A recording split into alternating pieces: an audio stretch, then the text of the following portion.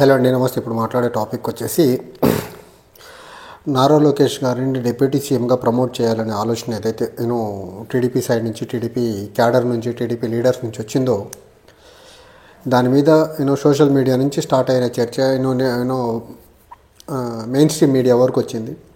వచ్చిన క్రమంలో జనసేన పార్టీ నుంచి కూడా అదే రకమైన వాదన బయటకు వచ్చింది. అదేంటంటే పవన్ కళ్యాణ్ గారిని సీఎంని చేయాలనేసి.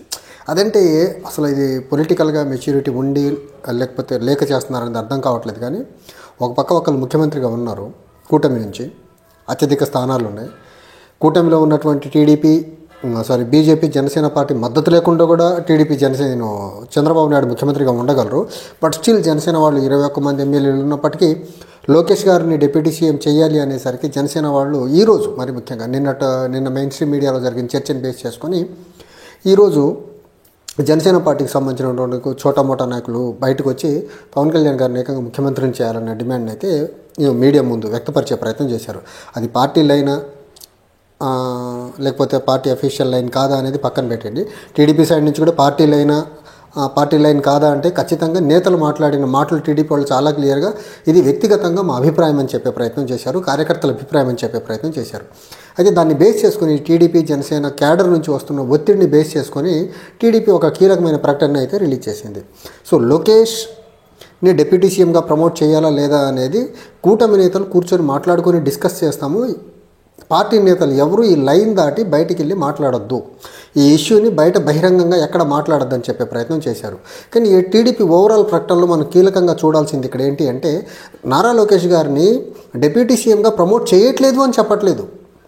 నారా లోకేష్ గారిని డిప్యూటీ సీఎంగా ప్రమోట్ చేయాలా లేదా అనేది కూటమి నేతలు మాట్లాడి డిస్కస్ చేసి తేలుస్తామని చెప్పారు తప్ప చెయ్యట్లేదు అనేది మాత్రం చెప్పట్లేదు. దీన్ని బట్టి మనం టీడీపీ ప్రకటన కూడా చాలా క్లియర్గా, చాలా కేటగారికల్గా ఉంది. చెయ్యట్లేదు అనేది రూల్డ్ అవుట్, చెయ్యట్లేదు అనేది రాలా. ఖచ్చితంగా కూటమి నేతలు కూర్చొని మాట్లాడుకొని డిస్కస్ చేస్తామని చెప్పే ప్రయత్నం చేశారు.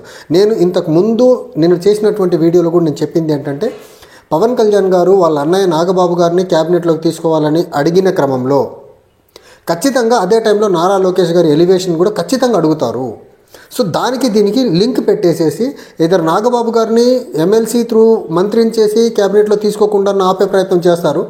అది చెయ్యాలని పవన్ కళ్యాణ్ గారు పట్టిన క్షణంలో ఖచ్చితంగా నారా లోకేష్ గారిని డిప్యూటీ సీఎం చేయాలనేసి టీడీపీ సైడ్ నుంచి కూడా పట్టుబడతారు. సో ఈ రకంగా చూసుకుంటే ఇక్కడ నాగబాబు గారిని, లోకేష్ గారిని డిప్యూటీ సీఎంని చేయకుండా ఉండేదానికి నాగబాబు గారిని పదవి లేకుండా చేస్తారా పవన్ కళ్యాణ్ గారు? లేకపోతే నాగబాబు గారికి లోకేష్ గారు డిప్యూటీ సీఎం అయినా పర్లేదు, నాగబాబు గారిని క్యాబినెట్లో తీసుకోవాలని పట్టుబడతారా పవన్ కళ్యాణ్ గారు అనేది పవన్ కళ్యాణ్ గారు వ్యక్తిగతంగా జనసేన పార్టీ తీసుకునే డెసిషన్ మీద డిపెండ్ అయింది. ద మూమెంట్ నాగబాబు గారి ప్రపోజల్ ముందు పెట్టిన క్రమంలో ఖచ్చితంగా లోకేష్ గారి ప్రపోజల్ని టీడీపీ ముందు తీసుకొస్తుంది. ఈ రెండింటికి ఒకదానికి లింక్ చేసి టీడీపీ ఖచ్చితంగా నారా లోకేష్ గారిని ఎలివేట్ చేసేదానికే పూనుకుంటుంది తప్ప నారా లోకేష్ గారిని ఎలివేట్ చేయకుండా వెనక్కాగే ప్రసక్తి అయితే లేదు. ఇక్కడ మనం ఇంకోటి కీలకంగా చూడాల్సింది జనసేన పార్టీ ఇక్కడ ఈ డిప్యూటీ సీఎం విషయంలో పెద్దగా పట్టుబట్టేదానికి కూడా ఏం లేదు. డిప్యూటీ సీఎంగా ఎంతమంది ఉండాలా, ఎంతమందిని తీసుకోవాలి అనేది completely discretion of chief minister. It is not the discretion of deputy chief minister. So Chandrababu Naidu గారు ఇంకో 4 డిప్యూటీ సీఎంలను కూడా తీసుకోవచ్చు. అది ఆయన వ్యక్తిగత విచక్షణ అధికారం అది. సో దీన్ని బేస్ చేసుకొని పవన్ కళ్యాణ్ గారు బయటికి మాట్లాడలేదు, బట్ క్యాడర్ మాట్లాడుతుంది. జనసేన పార్టీ ఇక్కడ మనం ఓవరాల్గా నోటీస్ చేయాల్సింది ఏంటి అంటే ముఖ్యమంత్రిగా చంద్రబాబు నాయుడు గారు ఉన్నారు. క్యాబినెట్ మీద లేకపోతే రాష్ట్ర ప్రభుత్వం మీద సర్వస్వం పట్టు చంద్రబాబు నాయుడు గారికి ఉంటుంది, డిప్యూటీ సీఎంకి ఉండదు. డిప్యూటీ సీఎం జనసేన పార్టీకి ఉన్నటువంటి సీట్లు కూడా చూసుకుంటే అది ఒక ప్రభుత్వాన్ని శాసించే పరిస్థితిలో లేకపోతే అబ్సల్యూట్ కోయిలేషన్ కాదు. టీడీపీకి కంప్లీట్ మెజారిటీ ఉంది. ఇక్కడ టీడీపీకి కంప్లీట్ మెజారిటీ లేని పక్షంలో ఉండుంటే జనసేన నందంటే నంది, పందంటే పందేదానికి అనేదానికి ఆస్కారం ఉంది.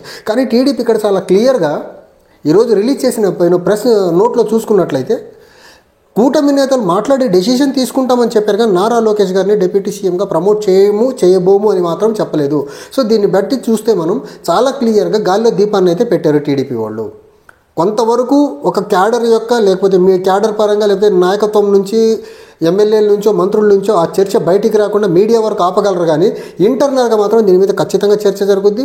నాగబాబు గారిని ఎమ్మెల్సీని చేసి ఎమ్మెల్సీ తర్వాత ఆంధ్రప్రదేశ్ క్యాబినెట్లోకి తీసుకోవాలనే ఒక ప్రాసెస్ మొదలైన క్రమంలో ఖచ్చితంగా చంద్రబాబు నాయుడు గారు చాలా తెలివిగా తీసుకొచ్చి, లేకపోతే చంద్రబాబు నాయుడు గారు తీసుకురాపోయినా టీడీపీ క్యాడర్ నుంచి తీసుకొచ్చి దాన్ని ముందు పెట్టేసి నాగబాబు గారిని మంత్రిగా ప్రమాణ స్వీకారం చేయించిన రోజే ఖచ్చితంగా నారా లోకేష్ గారిని చంద్రబాబు నాయుడు గారు డిప్యూటీ సీఎంగా ప్రమోట్ చేసేదానికి చాలా అవకాశాలు చాలా మెరుగ్గా ఉన్నాయి. అండ్ ఇక్కడ నంబర్ పరంగా చూసుకున్నట్లయితే ఆంధ్రప్రదేశ్ అసెంబ్లీకి కావాల్సినటువంటి మెజారిటీ 89, టీడీపీకి ఉన్నటువంటి సంఖ్యాబలం 134. ఈ రోజు ఏదన్నా అటు ఇటు అయితే సంఖ్యాబలంగా చూసుకుంటే టీడీపీ ప్రభుత్వానికి కూటమి విడిపోయినా టీడీపీకి వచ్చే ఇబ్బంది ఏం లేదు. అలాగని జనసేన కూటమి నుంచి బయటికి వెళ్తుందా అంటే ఖచ్చితంగా జనసేన కూడా కూటమి నుంచి బయటికి వెళ్ళడానికి ఆస్కారం లేదు. ఎందుకు లేదు అంటే వీళ్ళిద్దరు విడివిడిగా పోటీ చేయగలిగితే ఖచ్చితంగా అది వైసీపీకి యాడెడ్ అడ్వాంటేజ్ అవుతుంది. వైసీపీ అలవోకగా ఈ పార్టీలు ఇండిపెండెంట్గా ఇండివిజువల్గా వస్తే ఖచ్చితంగా ఓడించేదానికి ఆస్కారం ఉంటుంది. కాబట్టి ఖచ్చితంగా జగన్మోహన్ రెడ్డి గారికి మేలు జరిగేలా పవన్ కళ్యాణ్ గారు కానీ చంద్రబాబు నాయుడు గారు కానీ డెసిషన్ తీసుకోరు. నారా లోకేష్ గారిని టైం చూసి ప్రమోట్ చేస్తారు. అది కూడా కూటమిలో పవన్ కళ్యాణ్ గారికి ఒక మాట చెప్పి విత్ కన్సెంట్ ఖచ్చితంగా చేస్తారు తప్ప చెయ్యకుండా ఆగేదానికైతే ఆస్కారం లేదు.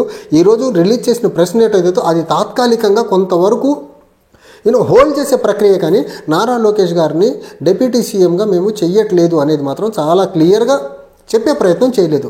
దీన్ని బట్టి టీడీపీ మరీ ముఖ్యంగా చంద్రబాబు నాయుడు గారు చాలా క్లియర్గా ఉన్నారు. చెయ్యాలి, నారా లోకేష్ గారిని డిప్యూటీ సీఎంగా చేయాలి.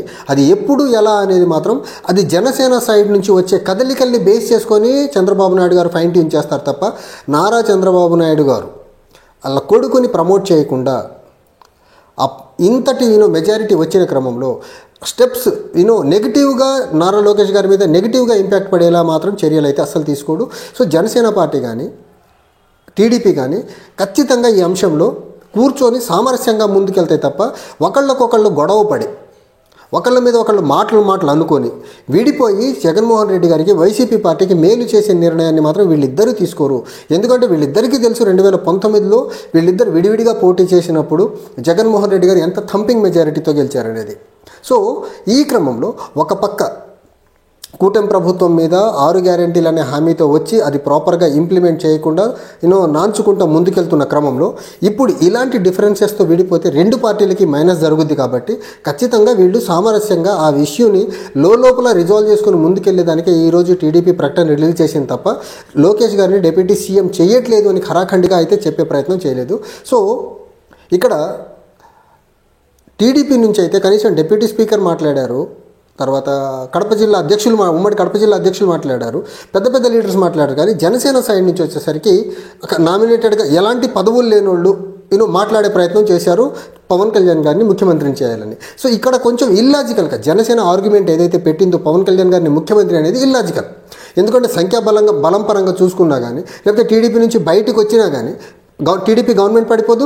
సంఖ్యాబలంగా చూసుకుంటే పవన్ కళ్యాణ్ గారు సొంతగా ముఖ్యమంత్రి అయ్యేదానికి ఆస్కారం లేదు. కాబట్టి సో ఈ అంశం మొత్తాన్ని సామరస్యంగా ముందుకు తీసుకెళ్లాలనేసి ఈరోజు చంద్రబాబు నాయుడు గారు టీడీపీ ద్వారా ఒక ప్రెస్ నోట్ని అయితే రిలీజ్ చేయించగలిగారు. గొడవతో ముందుకు తీసుకెళ్లి లోకేష్ గారిని ప్రమోట్ చేసి ఇబ్బంది పడేదానికంటే సామరస్యంగా కూర్చొని మాట్లాడుకుని అవతలను నొప్పించేసి చంద్రబాబు నాయుడు గారు చాలా జాగ్రత్తగా వాళ్ళ అబ్బాయిని అయితే ప్రమోషన్ అయితే ఇవ్వగలడు. అది ఎప్పుడు ఇస్తారు, ఎలా ఇస్తారు అనేది మాత్రం నాకున్న గట్ ఫీలింగ్ అంటే నాకు తెలిసిన ఈ కాన్స్టిట్యూషనల్ మెకానిజం పరంగా నేను చెప్పదలిసింది మాత్రం నాగబాబు గారిని మంత్రిగా తీసుకోవాలనే ప్రపోజల్ ఫైనల్ అయిన రోజు ఖచ్చితంగా నారా లోకేష్ గారిని డెప్యూటీగా ప్రమోట్ చేయాలనే డెసిషన్ టీడీపీ నుంచి వస్తుంది. జనసేన దీన్ని ఎంత లేట్ చేయగలిగితే నాగబాబు గారిని క్యాబినెట్లో తీసుకోవాలనే దాన్ని నారా లోకేష్ గారిని డెప్యూటీగా ప్రమోట్ చేయడం అంత లేట్ అవుతుంది. జనసేన వాళ్ళు నాగబాబు గారిని ఎంత తొందరగా క్యాబినెట్లోకి తీసుకోవాలంటే నారా లోకేష్ గారు అంతే తొందరగా డిప్యూటీ సీఎం అయ్యేదానికి ఆస్కారం ఉంది. Thank you.